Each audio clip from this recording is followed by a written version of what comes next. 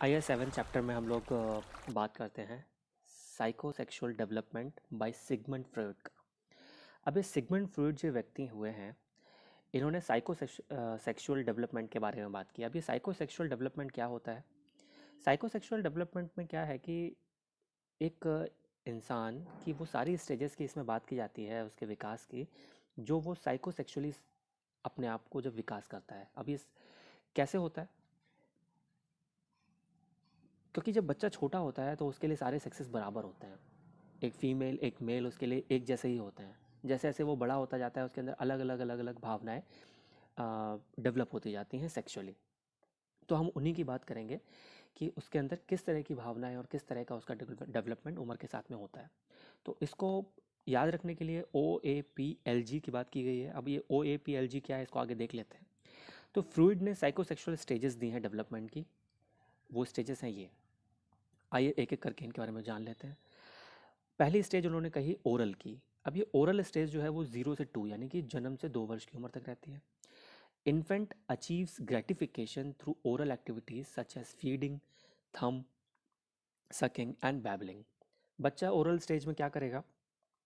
छोटा बच्चा वो फीड करेगा, अपनी माँ के दूध पिएगा और अपने अंगूठे को चूसेगा। तो उसको जो भी और बैबलिंग करेगा, बोलेगा बा बा बा डा डा, ऐसा कुछ बोलेगा। तो इसी को बैबलिंग बोलते हैं। तो अब इस एज में होता क्या है कि उसको ग्रेटिफिकेशन मिल रहा है, उसे खुशी मिलती है, उसको आनंद आता है। किसमें? अपने होठों के पास। इसी को बोलते हैं ओरल। उसको अपने मुंह के पास, अपने होठों के पास से ही ग्रेटिफिकेशन मिलता है। तो सिगमंड फ्रूड का ये मानना था कि इंसान अपने ग्रेटिफिकेशन के लिए, अपने सेक्सुअल ग्रेटिफिकेशन के लिए ही सारी चीज़ें करता है। और सेक्सुअल ग्रेटिफिकेशन जो होता है वो हर उम्र में अलग अलग तरीके से काम करता है।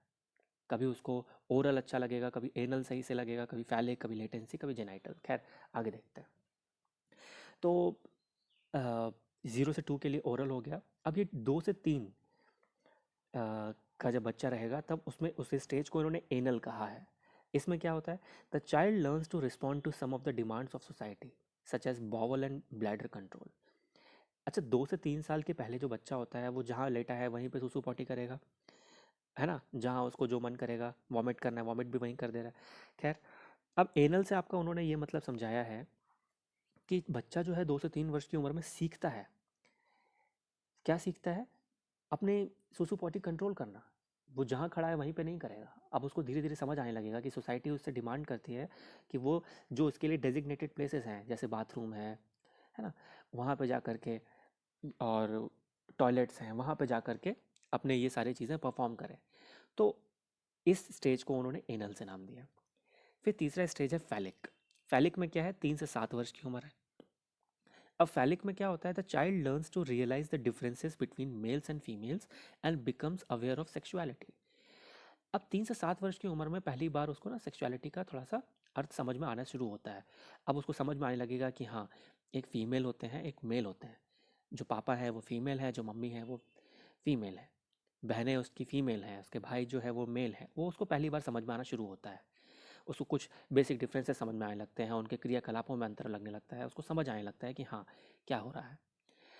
जो नेक्स्ट स्टेज कही जाती है वो लेटेंसी की स्टेज है। अब इसको लेटेंसी 7 से 11 वर्ष की उम्र में कही जाती है। अब लेटेंसी को इसको क्यों बोलते हैं, लेटेंसी वर्ड क्यों कहा गया है इसको, स्टेज को? क्योंकि द चाइल्ड कंटिन्यूज हिज और her development but sexual urges are relatively quiet. जो उसकी सेक्सुअल अर्जें हैं, यानी कि जो उसकी भावनाएं हैं, जो सेक्सुअली डेवलप होने वाली उसकी भावनाएं हैं, वो 7 से 11 यानी इसकी जो स्कूल जाने वाली एज है, इसमें सुषुप्तावस्था में रहती हैं। बच्चे का पूरा फोकस रहता है कि कैसे उसे क्लास में नंबर अच्छे लाने हैं, कैसे उसको नया कॉन्सेप्ट सीखना है, कैसे उसको स्पोर्ट्स में पार्टिसिपेट करना है, कैसे बिहेव करना है। वो सारी चीज़ें बच्चा इसमें सीख रहा होता है। तो सेक्सुअल अर्जेस जितनी भी हैं उसकी दबी रहती हैं। इसके बाद में 11 से अडल्ट की जो स्टेज कही, उसको जेनाइटल स्टेज कही। जेनाइटी मतलब हमारी जननेंद्रियां जो है ना? तो इसकी एज बोला उसको। The growing adolescent shakes off old dependencies and learns to deal maturely with the opposite sex.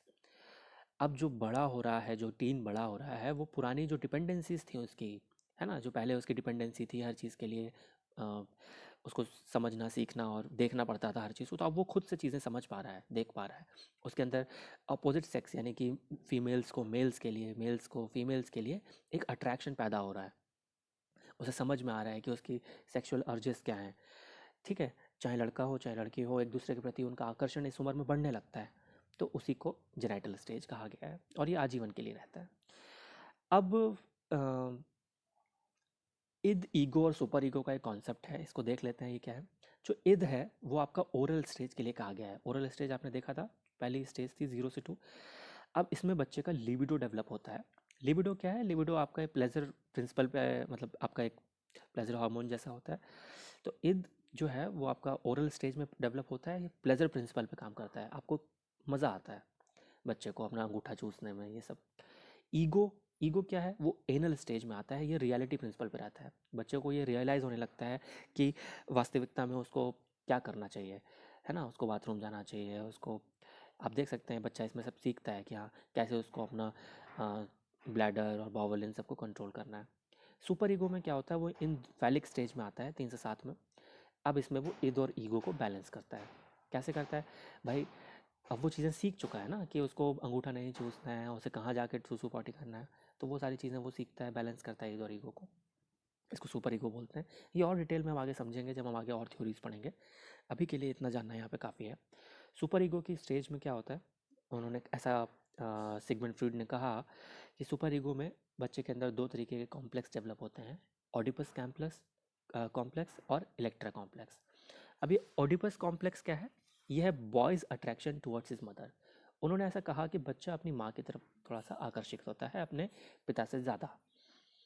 और जो इलेक्ट्रा कॉम्प्लेक्स है उसमें जो बच्ची है, जो छोटी बच्ची है, वो अपने पिता के प्रति ज़्यादा आकर्षित होगी अपनी माँ की अपेक्षा।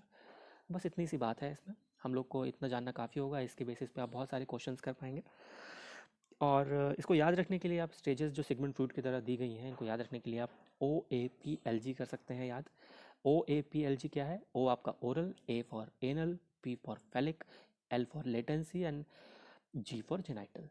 खैर, इसको आप एक बार देखेंगे इस चार्ट से, आप इसको एक दो बार देखेंगे, आप समझ पाएंगे। फोटोज़ से भी आप थोड़ा बहुत अंदाज़ा लगा पाएंगे। खैर, ये तो हुई आपकी बात। ओके, तो इसका भी इसको PDF को लिंक जो है मैं कर दूंगा डिस्क्रिप्शन में, आप वहाँ से डाउनलोड कर लीजिएगा। ओके, ठीक है। और एक दो बार पढ़िए, आपको अच्छे से ये चीज़ क्लियर हो जाएगी। Okay, thank you.